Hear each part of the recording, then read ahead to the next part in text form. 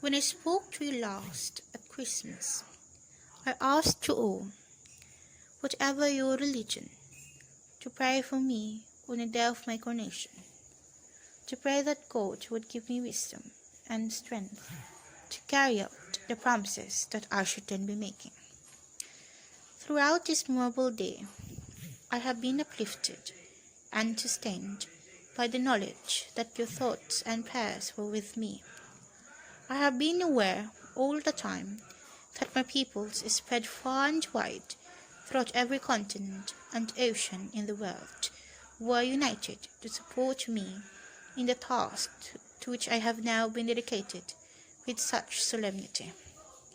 Many thousands of you came to London from all parts of the Commonwealth and Empire to join in the ceremony, but I have been conscious too of the millions of others who have shared in it by means of wireless or televisions in their homes. All of you, near or far, have been united in one purpose. It is hard for me to find words in which to tell you of the strength which this knowledge has given me. The ceremonies you have seen today are ancient, and some of their origins are veiled in the mists of the past. But their spirit and their meaning shine through the ages, never perhaps more brightly than now. I have in sincerity pledged myself to your service, as so many of you are pledged to mine. Throughout all my life, and with all my heart, I shall strive to be worthy of your trust. In this resolve, I have my husband to support me. He shares all my ideals and all my affection for you. Then, although my experience is so short and my task so new, I have in my parents and grandparents an example which I can follow with certainty and with confidence.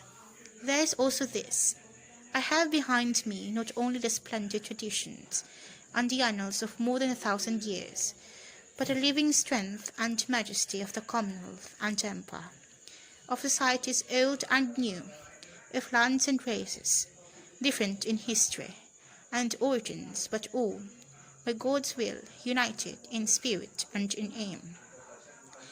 Therefore, I am sure that this, my coronation, is not a symbol of a power and the splendor that are gone, but a declaration of our hopes for the future.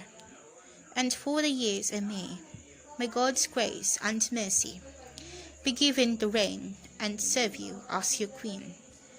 I have been speaking of the vast regions and varied peoples to whom I owe my duty, but there has also sprung from my Highland home a theme of social and political thought which constitutes a message to the world, and through the changing generations has found acceptance both within and far beyond my realms.